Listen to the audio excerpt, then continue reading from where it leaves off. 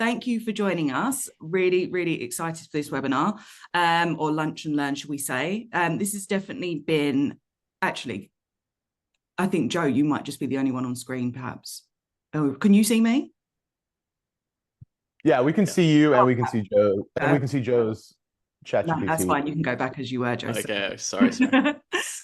Yeah, so like really excited to have you all here. This has by far been one of our most kind of successful events that we've put on so far. So we can tell the appetite is definitely there. And I'm really hopeful and really confident that Joe and Jason will be able to share with you lots about the topic, and hopefully by the time you've left this call, you'll be a lot further with your ChatGPT-5 knowledge. You'll have things that you can implement almost immediately. And we really hope that you get lots out of this today.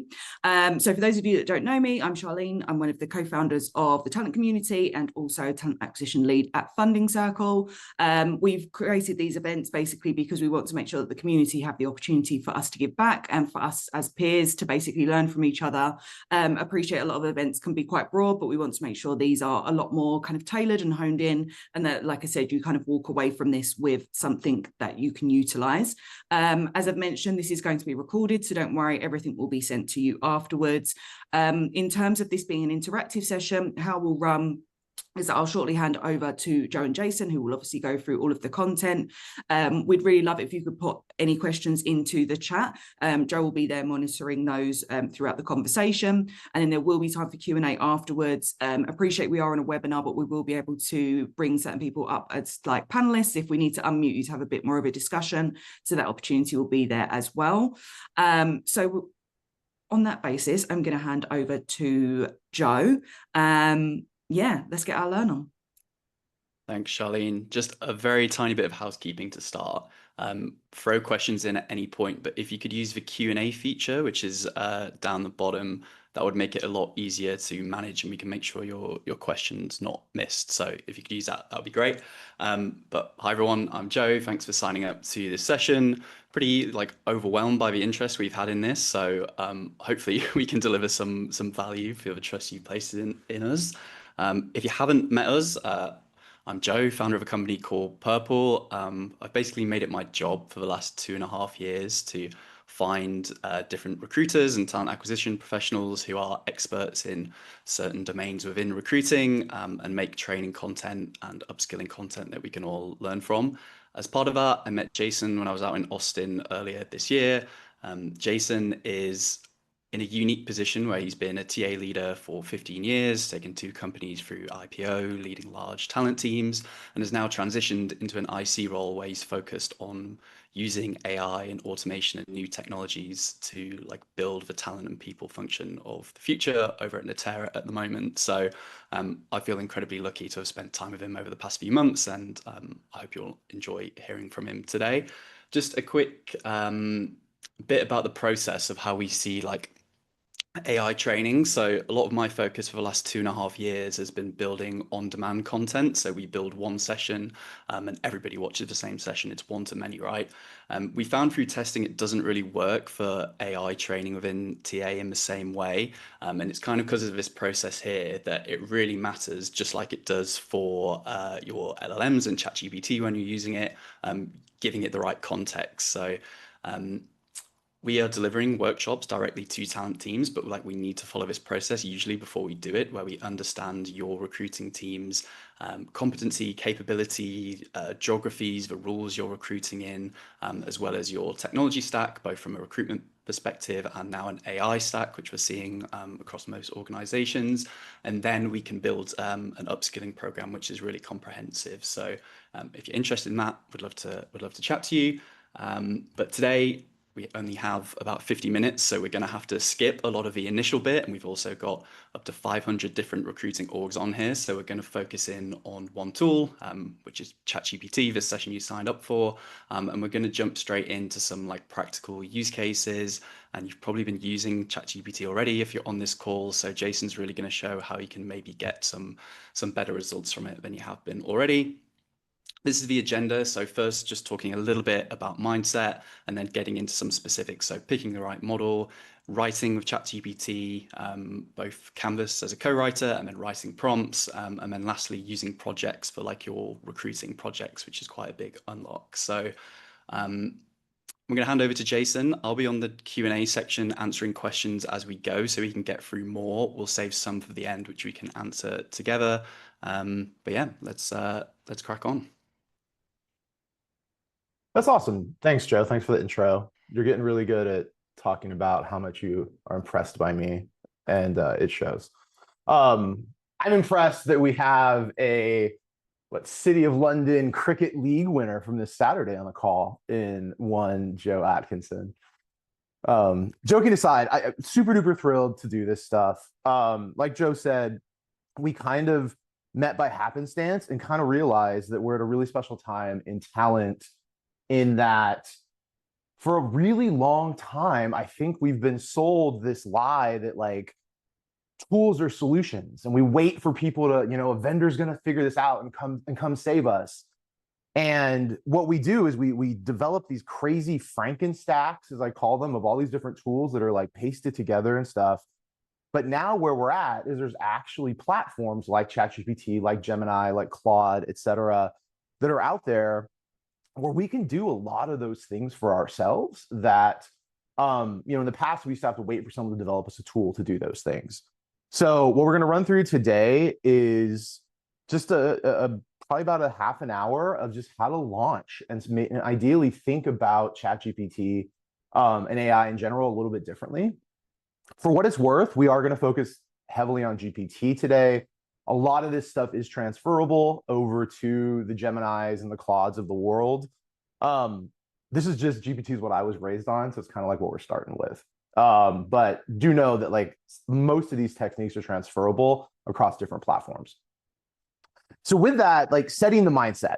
So when we started to talk about how we wanted to kick this off, it really landed with Joe and I that most all of us in the talent space are already using AI. Like half of our tools, LinkedIn, our ATSs, our outreach tools, the Gems, the Eightfolds, the Find'ems, the Juice Boxes, they're all AI-centric tools. The difference is we don't actually control that AI, but we are using it. So take a deep breath and know you guys are all AI users already. With GPT, the way I like to talk about it is you are now going to own the workflow. You're going to teach it how to work for you. There's some analogies out there that talk about, use ChatGPT as your intern. I don't know about you, but in the talent space, we didn't have a lot of interns. So the way I like to think about it is think like you're training a junior recruiter. If you ask a junior recruiter yes and no questions, you're going to get back very surface level yes and no type answers.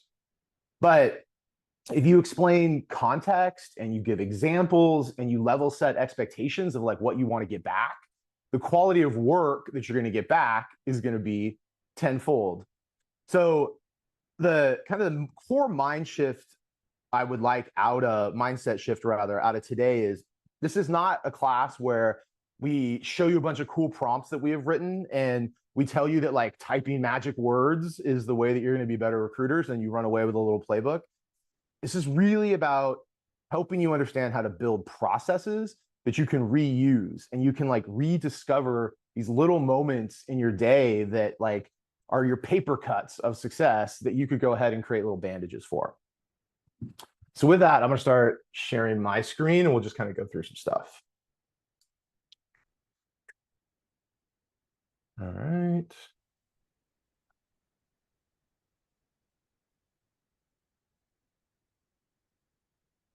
The demo guy can't even find the screen share button. All right, here we go. Font wise, how are we looking, Joe? I know last time we were a little small.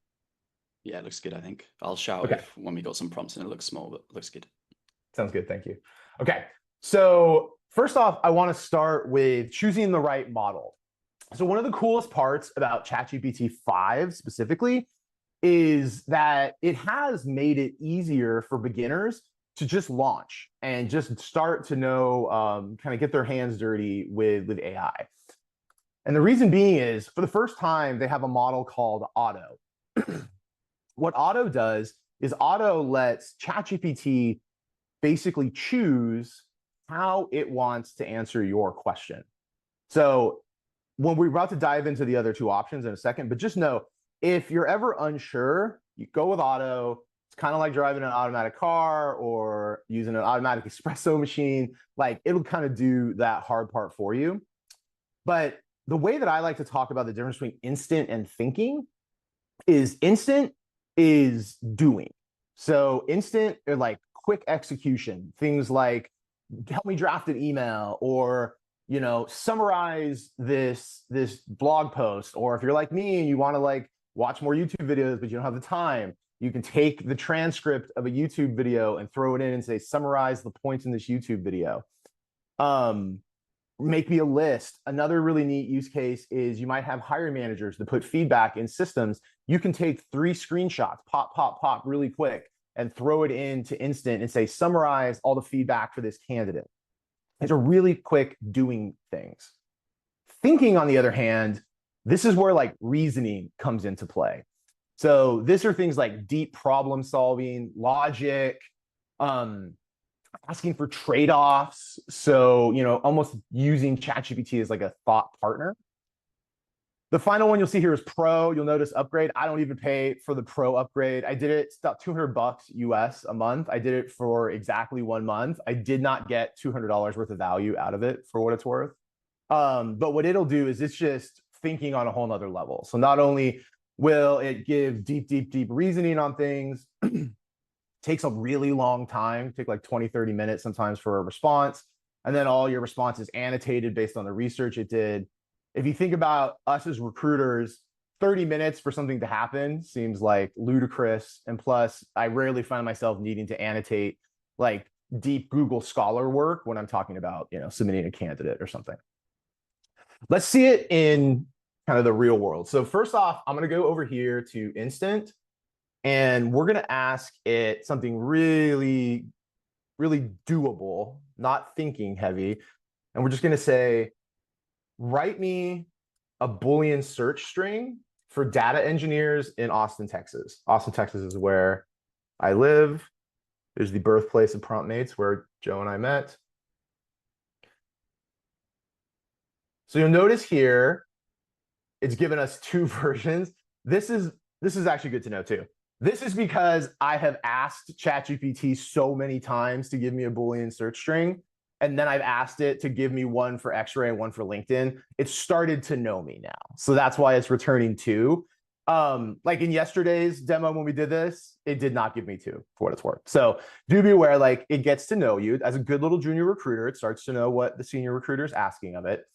But here's what I'd like too. Not only, we all know how to build Boolean search strings, but check this out. It also went in here and found all the little cities that are near me in Austin, Texas. I mean, London, you guys have a really impressive, tube system and public transit system. If you were to ask the same question in London, you could even go so far as to say, and tell me, every city that is within a 30-minute tube ride to London, and it'll be able to figure that out for you. Very quick doing ask. Now I want to ask it something a little bit more difficult, something that's going to take an opinion. So we're going to go over here. Let's go to thinking this time. And I'm going to ask it to explain the pros and cons of sourcing for talent using title versus using skills. So you'll notice here where it's starting to take a little bit longer. It's evaluating its pros and cons, and it's thinking. While it does this, I want to call back a little bit to when I mentioned using Auto. If you are using Auto and you ask it to do something and it takes longer than you expect, that little skip button that it showed, you can always skip out of thinking. You won't get as much of a detailed answer, but if you're impatient like me, you can always skip to just force it to go instant. Little quick side note, the free version of ChatGPT defaults to Auto. There's a couple different ways you could trick it, when you're asking your actual prompt. But for today's purposes, we're going to be operating on the plus version, so we can actually go ahead and choose our models. But if you take a look at this, look what it brought back. It gave me the pros and cons, like I asked. It gave me the pros and cons of skills. And what it's going to recommend to me is why I should use a hybrid technique, that there isn't one that is necessarily outright better than the other. So to kind of recontext what we were saying about thinking versus doing, write me a Boolean search string is an execution. It's go get me a Boolean search string and bring it back.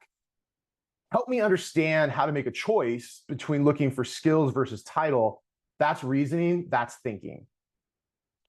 Now I want to go ahead and take a step into collaboration, because both of these situations were we told it to do something and it brought it back to us. Now let's imagine we wanted to have it write an email for us. This is a really good technique. I'm sure a lot of us have copy and pasted emails that we've already written into ChatGPT. What I like to do is I hate typing. So what I've been doing mostly, at least for the last, say, 6 to 8 months, probably 85% of my interaction with AI is verbal. My kids actually joke that they can tell when I'm using it because I use my AI voice, because I think that's when I actually pronounce things better. But let's go ahead and have this write us an email, and then we'll show you how to kind of interact and edit that email. Write me an email to send to our CTO and all of her direct reports, letting them know that in the next team meeting, we're going to be discussing the importance of getting interview feedback in the system in a quicker manner. Right now, our time to fill has actually extended out by 8 days, and it's led to us losing 2 candidates. So that's an instant ask. Write me an email. I don't need you to go ahead and spend a bunch of time on developing reasoning. This isn't an email that's necessarily going to try and convince somebody of something. This is me sending an email that will land before I walk in to that team meeting with my CTO.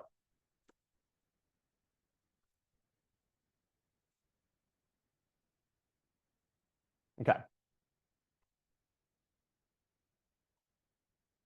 So let's see this. For the first part of the second line, this is becoming a critical point in our hiring process, and I'd like to use this meeting. Like, that doesn't sound like me. What if I wanted to say something like, this is really impacting our hiring process, or, this can't go on. Like, if I wanted to go and change this right here, I can't. If you notice, I'm trying to type and it's bringing it down here at the bottom into the typing field. So what I want to do is have a way to be able to interact and like finally tweak my emails. So I can always ask this: please return this in Canvas. What Canvas is going to do is it's going to give the exact same information, exact same email that it just put above, but now I can actually go in and I can edit it. So the way that I like to talk about what Canvas is basically like Google Docs with AI, which Google would call Gemini, but for today's purposes, we're going to call it Canvas. I can go in here now and I can actually edit things. So this is becoming a critical point in our hiring process.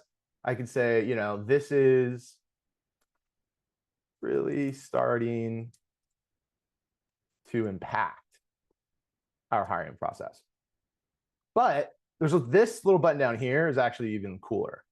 I can use this for AI help. So even if I didn't think this was strong enough, I could go here and I could polish it a little bit. And what it's going to do is polish it by saying the exact same thing that I just said. So no, that was not helpful. Let's do this. Let's go ahead and polish the whole thing. Let's imagine that I wanted this whole thing to just add a little bit of shine. I go here and it's going to polish the entire message. But I'm sending this to a team of the direct reports of a CTO. So let's imagine I wanted something to be incredibly academic. These folks are all PhDs. This is actually kind of fun. I could crank up my reading level as high as I want. I could go all the way up to, you know what? Let's just go graduate school. Let's see how I can send this to a graduate school. Spoiler alert, this will absolutely not sound the way that I speak. Strategic imperative, timely interview feedback. The forthcoming discussion will focus on identifying structural impediments within the feedback loop and establishing a shared framework of accountability. So there you go. This is why your kids would get in trouble using AI for school, because they turn in stuff that sounds like this. And I've had to show my kid how to go back and make it so that their things do not sound like this. But let's do that. Let's go back. Let's imagine that, okay, you know what? This is clearly too high of a level. We can reduce the reading level. I'm sure you've seen, I'm sure we've all had hiring managers that I believe understand the importance of interview feedback at an elementary or middle school level.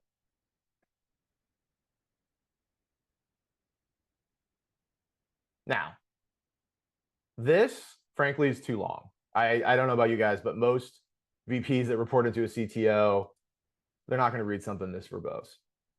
So let's go ahead and shrink it, make it a Slack message.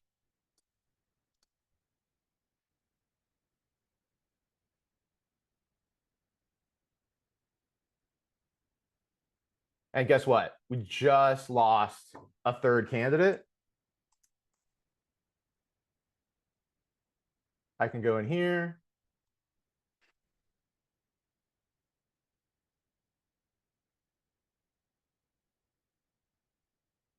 Actually, you know what? Let's pretend I spelled that wrong.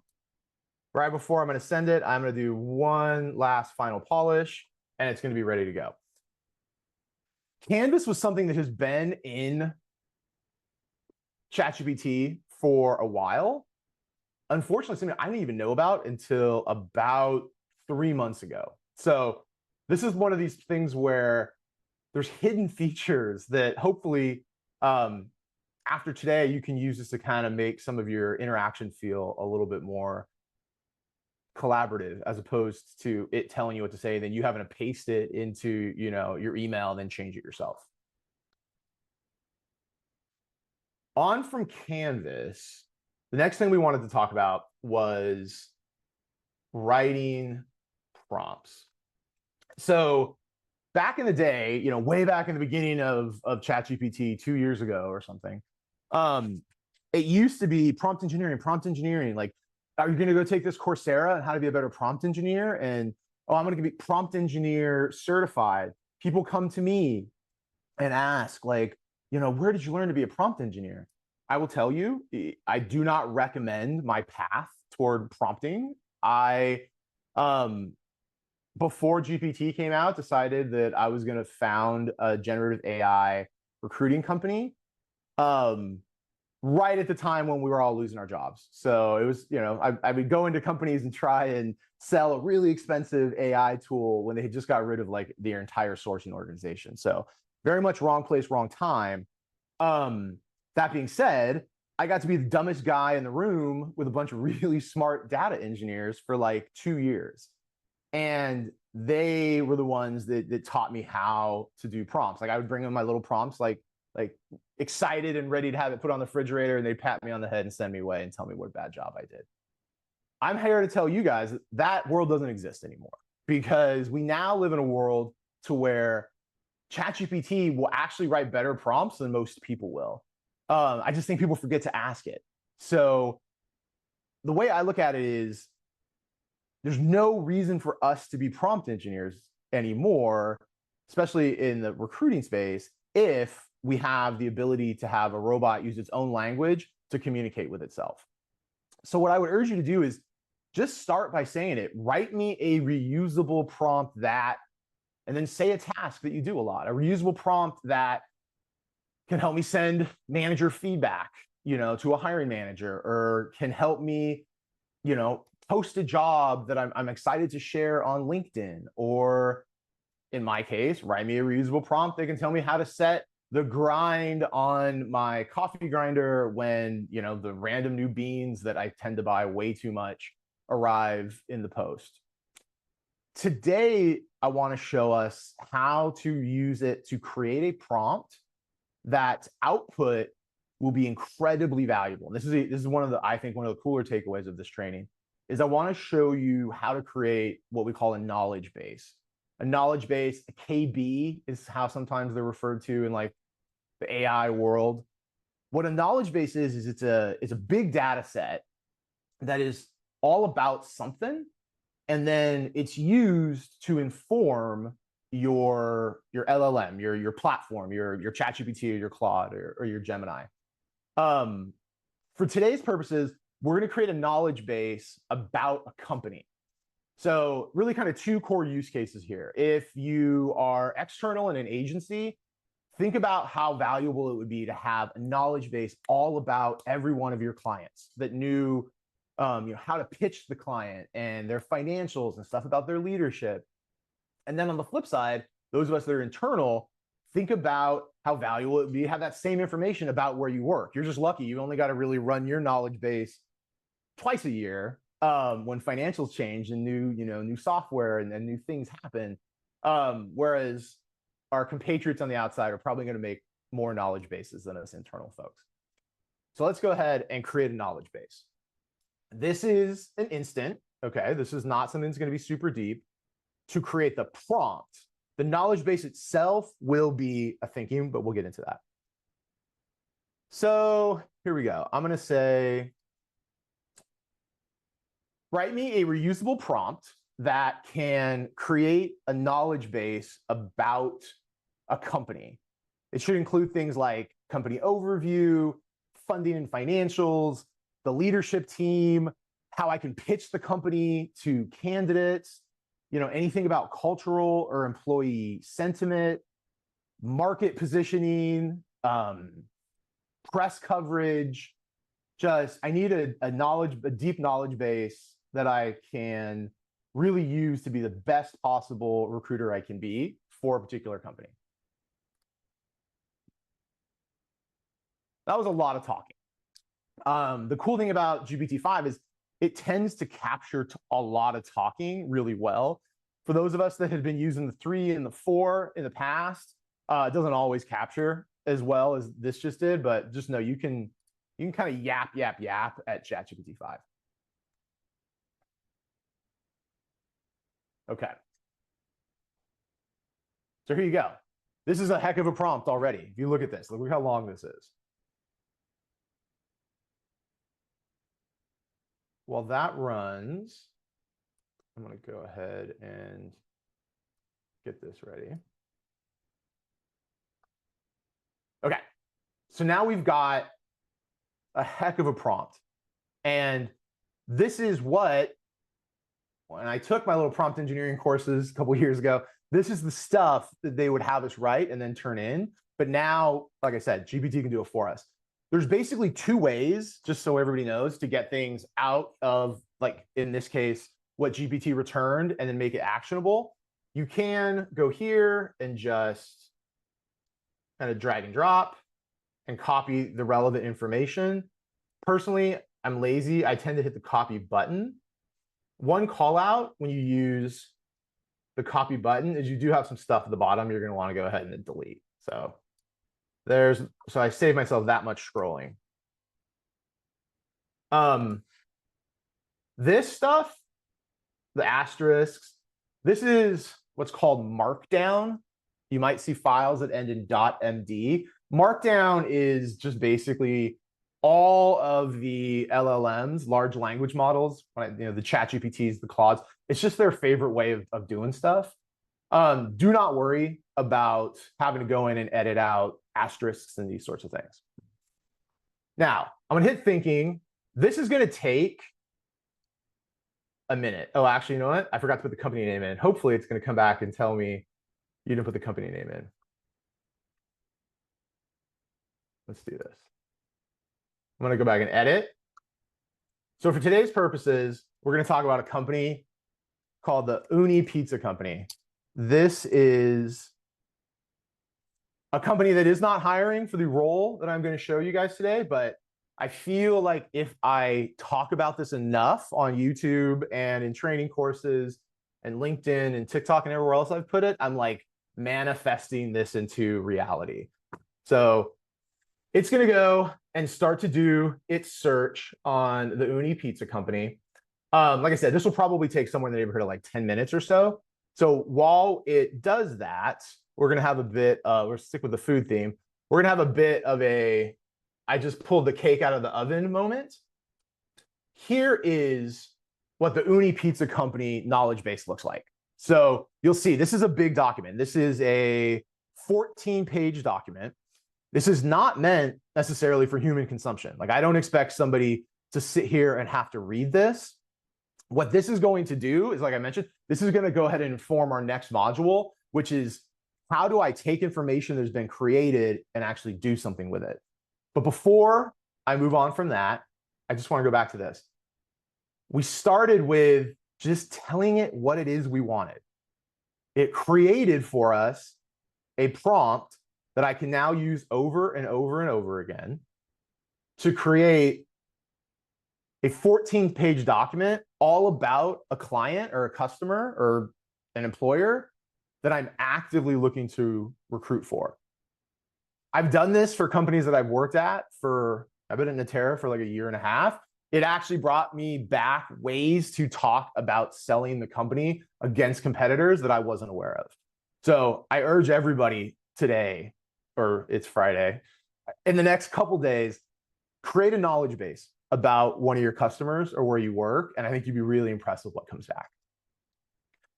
So we're at the tail end, we're at kind of at the home stretch. The last thing we want to chat about is actually now starting to create our own projects. So I'm going to go over here. I'm actually going to open this up. So we got two different things here on the left. We've got custom GPTs. So these are the custom GPTs that I made that I use the most. So stuff for presentations to, look at that, knowledge base builder. I use it so much. I had to create my own custom GPT, as well as recipes. So like, this is a fun little sidestep. I took every cooking device I have in my house, and Charlene, yes, including the air fryer, and I put it into this system. And I said, these are all the ways I can make things. And now I can actually go ask it, hey, I got to eat dinner in 2 hours. That's way too much time. Like I said, I have a bunch of kids. We got to serve it in 45 minutes. I've got chicken breasts. I need to feed 5 people, and I don't want it to be over 600 calories, you know, a serving. What do I make? It'll actually go and suggest to me like 3 or 4 different recipes that I can make. It also knows what my kids eat, what my kids don't eat, so it's not sending me completely wild things. There's also projects. So custom GPTs are when you need to make something and share it. The reason the J Millie recipe machine is a custom GPT, so I could share it with the rest of my family, so they can go ahead and tell me what they want me to make them. But projects, this is what we're going to talk about today. Projects do a lot of the same stuff, but they're just for you. You cannot share a project. But what you can do with a project is put information into it. And then when you ask GPT questions, it'll look at that information that you put in first before it goes out to look at like the rest of ChatGPT's brain, which, I mean, is sort of like all of the internet and human existence. So I'm project crazy. You'll see here, like, I mean, my scroll goes deep in projects. So we're gonna, oh, this is a fun one. I randomly decided to put my LinkedIn connections into a project yesterday. So I downloaded my CSV from LinkedIn and I put the connections in there. And like, I can now ask it questions about my LinkedIn connections. This was something that came out of the last training. Somebody reached out to me on LinkedIn and asked if they could do this. So shout out to that person. And we did it together. But for today, we're gonna go to a new project and we're gonna talk all about the role that I am trying to will into existence, the Chief Pizza Officer.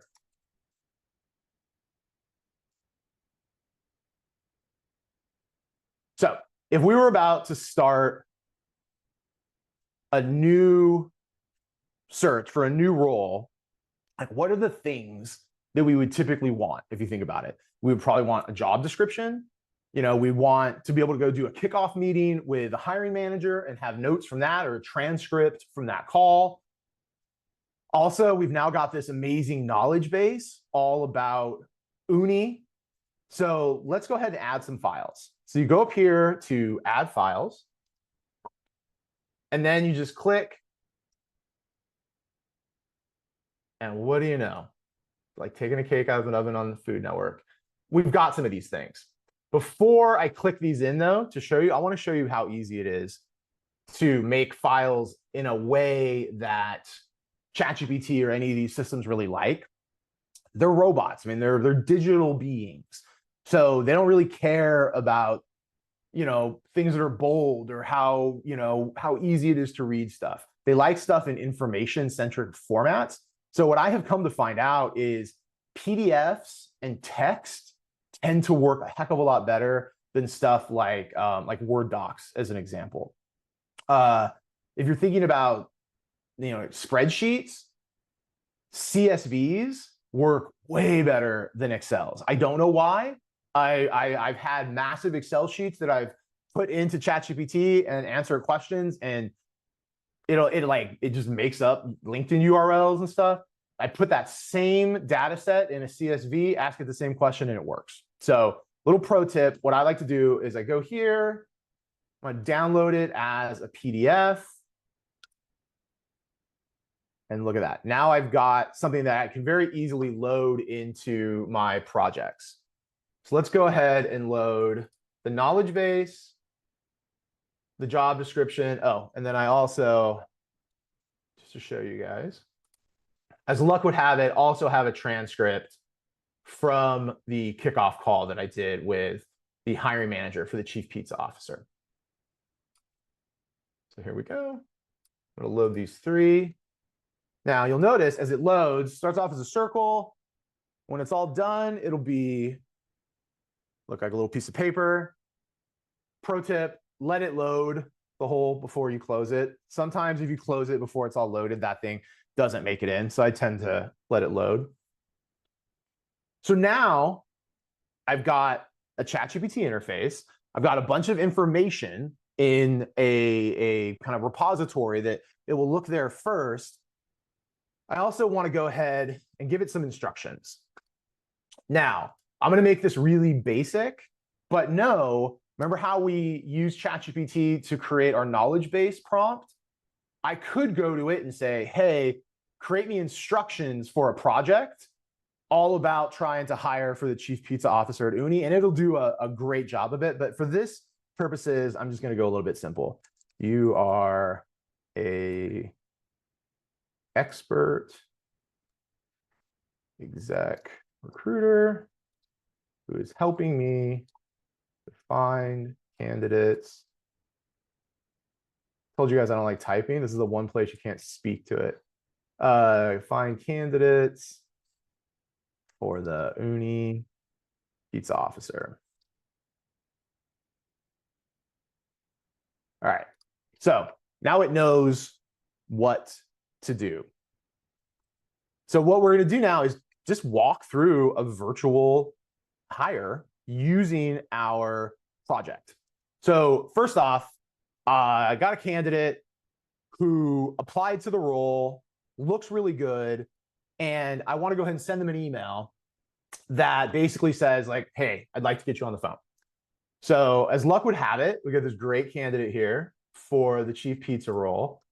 Now, name, email, all this private information, I don't need this to be able to write an effective email. So, and plus, depending on which country you're in, depending on which version of ChatGPT you have, dependent on, I guess, whole host of different, depending on your own company's, GDPR and data privacy laws. I like to put in the most anonymized information as I can, but big caveat here is make sure that you kind of check before you do these sorts of things. Joe, I know this is the point you always want me to like really hammer home. Is there anything you want to say about that, or? Yeah, I think like this is one of those ones which really varies company by company. I would definitely avoid doing this if you're only on the free version. If you're on the paid version, I would then check internally with compliance data, whoever you can really. If you're on the enterprise grade, then obviously you've got your own data secure environment and you've got a bit more flexibility. But yeah, check first. Don't blindly copy Jason on this bit is all I would say. There you go. Let's do it. So we're going to say, write me an email to this candidate, letting them know that I received their application for the chief pizza officer, and I'm really excited to chat with them, and write 3 bullets why they're specifically a good fit. Now, I know this is an instant, so I'm going to go instant. And then I'm just going to paste this individual's background here.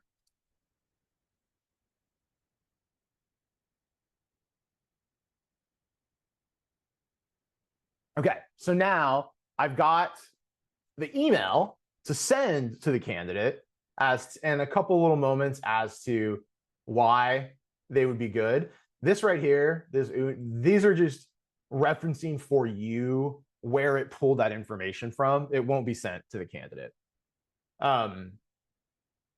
So this is good. So we created the email.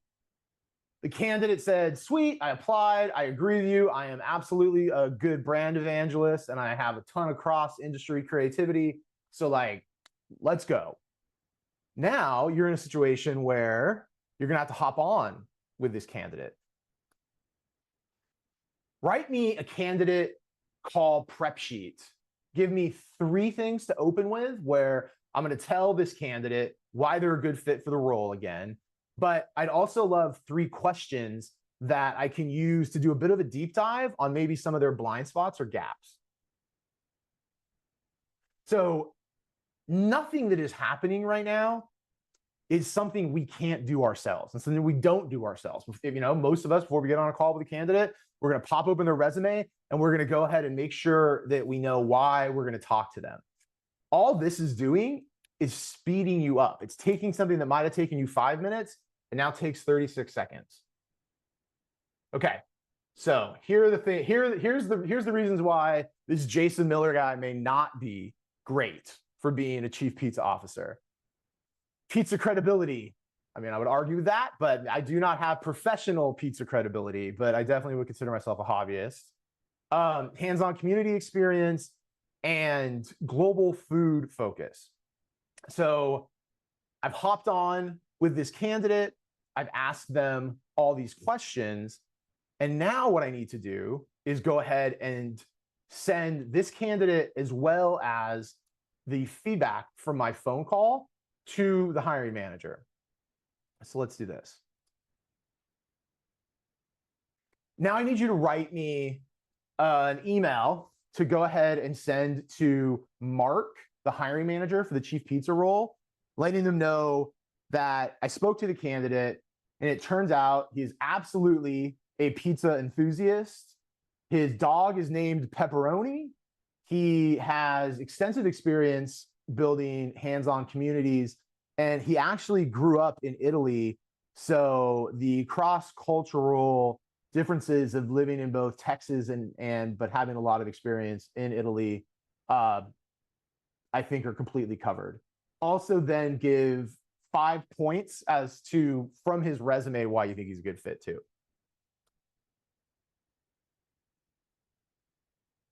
I swore my whole career I would never work at a company that had a hiring committee.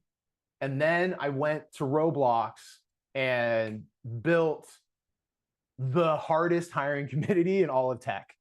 And I used to just spend hours with the folks on my team, helping them craft their candidate summaries and such to be able to pass hiring committee. Like, I cannot imagine what hiring committees are like now that we can train AI to be able to do these things. So like, once again, this is not something you can't do. This is just doing what you can do in a much quicker way. So here we go. We just sent this email to Mark. Mark comes back and is like, let's go. This guy looks great. I'm glad you talked to him. His dog's named Pepperoni. Let's go get him to talk to Sheila, our chief dough officer. Like, let's get that scheduled immediately. So now I can even go, write me an email to send to Sheila, our chief dough officer, with a little bit about this candidate, letting her know that Mark has asked that she interview him and focus specifically on his appreciation for a unique crust in pizza. Please create 3 suggested interview questions, as well as a rubric of what a great, good, and poor answer for each of those questions might look like. This is still an instant ask. This is still an execution ask. All we're trying to do is help get Sheila on the phone with this candidate a little bit earlier. So let's look at what comes back.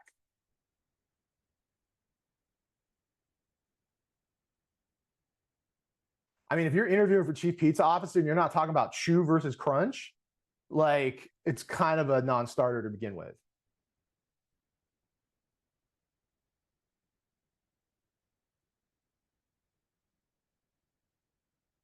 All right. So there we go. We started with asking ChatGPT to write us a prompt to tell us about a pizza oven company.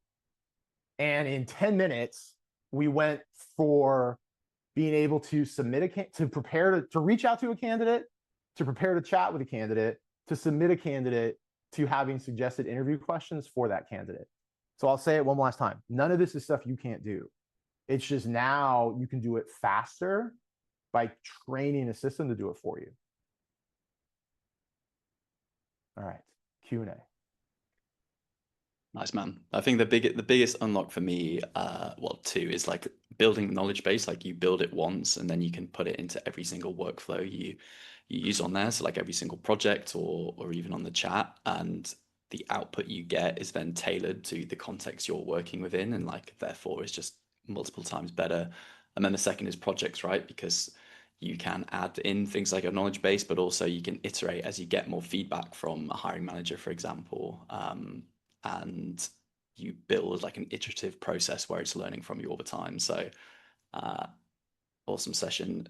If you have any questions, let us know. There's some pre-selected ones that Charlene sent me that I can go through for the last 10 minutes, but does anyone who's actually here would love to prioritize your questions in case someone's asked a question and isn't here? The Q&A is empty at the moment.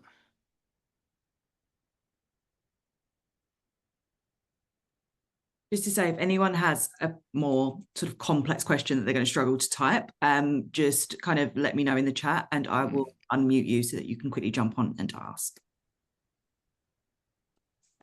Glad that everyone is finding it useful. Oh, Nicholas, can you just say in the chat if you want me to unmute you, or if that was an accidental hand raise? I just want to double check before I put you on the spotlight. And in the meantime, I'll try and See, that's the benefit of us doing this a couple other times. We've already like got the most asked questions. Yeah, you did steal the Q&A from last time and build it into your... Oh, I totally stole the Q&A from last time. Into your session.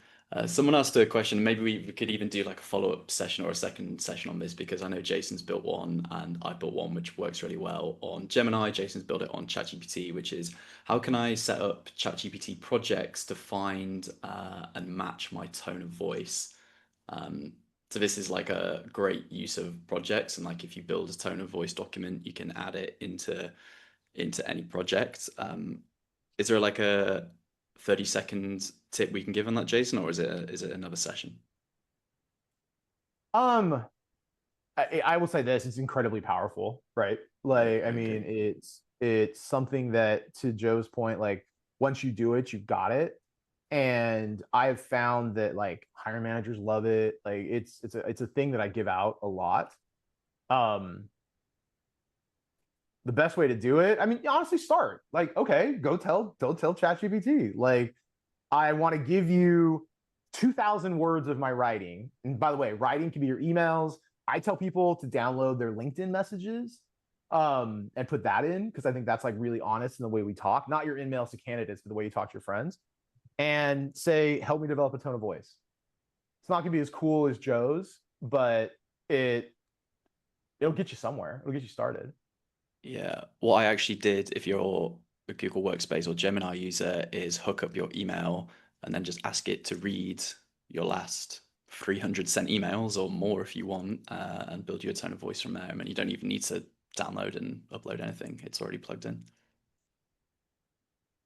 That's a great idea. A couple of questions in the Q&A, Joe, coming through. Oh, okay. Going back there. Going back there.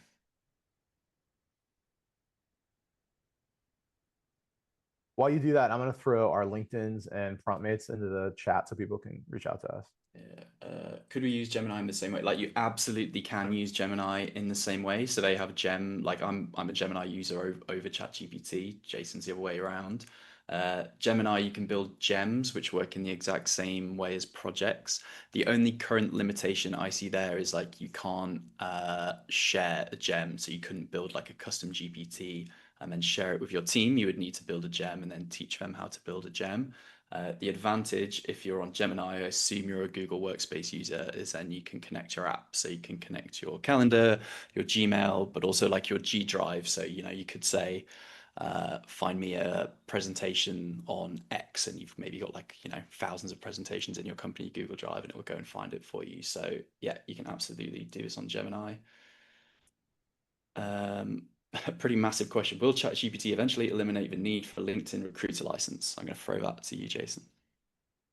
So I don't think ChatGPT will. I think if you ask the CEO of OpenAI, he would say it will. Where I believe, you're always going to need to find data, right? We're always going to find people somewhere. I personally, right now, I got rid of my LinkedIn recruiter license. We actually cut it in half because of GPT. But we now go get our data from a company called clay.com, where we pull data, we enrich it, and then we put it into ChatGPT. So I don't know if it alone will ever eliminate it, but I definitely think that LinkedIn's got to do something special relatively soon. Sarah Wood, putting candidate feedback into ChatGPT pose GDPR risk, depending on how much info the client shared with us, agency recruiter here.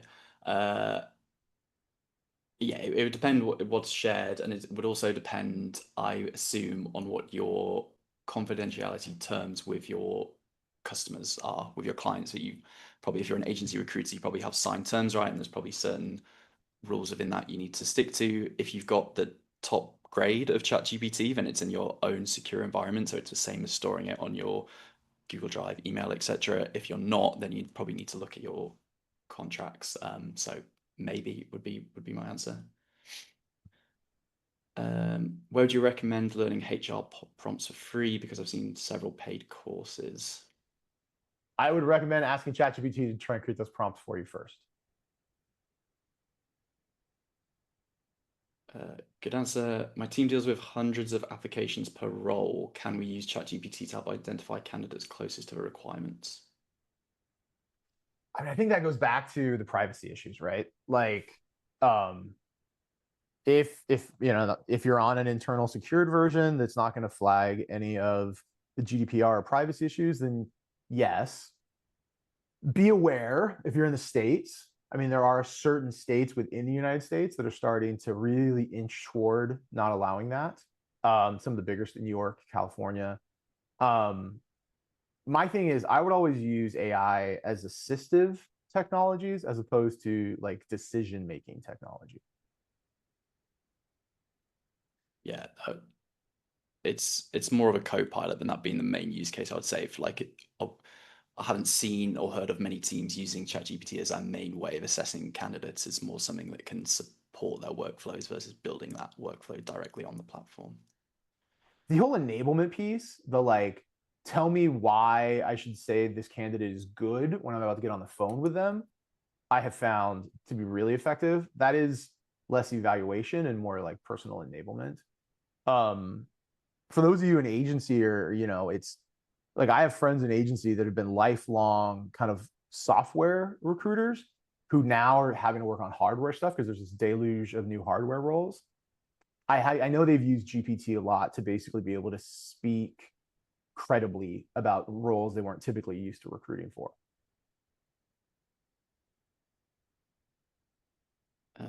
Is that Pro or Plus? It's the business one, which is like the most secure. Underneath that, you'd need to check, and depends where you're based.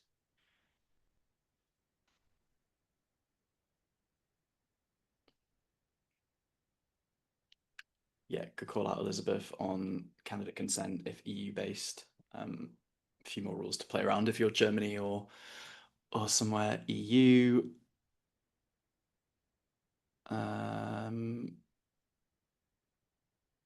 Can't see any more questions. Charlene, is there any more for us to end on that you can see? There's one more that says, how about culture with companies that is building but not defined?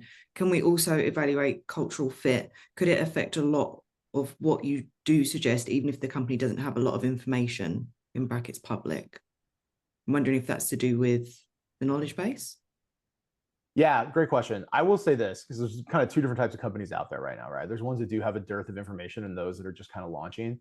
Those that are just kind of launching, if you think about it, you're inherently smaller, people are inherently more excited typically. At that point, I would probably lean on some form of like an internal survey that then you could use as opposed to like it going out online and looking to find things. Do be aware though, even in some extremely small company, like 50-person companies that I've created knowledge bases for, they do tend to find some stuff. But yeah, I mean, the less that's out there, like if we were to do a knowledge base on McDonald's versus a knowledge base on, a 25-person startup, clearly the 25-person startup is not going to have a bunch of stuff out there. Thank you, Jason. Well, look, really, really appreciate everybody coming. Appreciate we're running slightly over, so feel free to hop off. The recording will be sent, so don't worry, it will all come your way. But thank you, Jason. Thank you, Joe. It's been a great session. I can see everyone took heaps away, including me. I actually can't wait to get back to work so I can put this into practice. So yeah, thank you, guys. I will send everybody's details out so you'll be able to connect with Joe and Jason.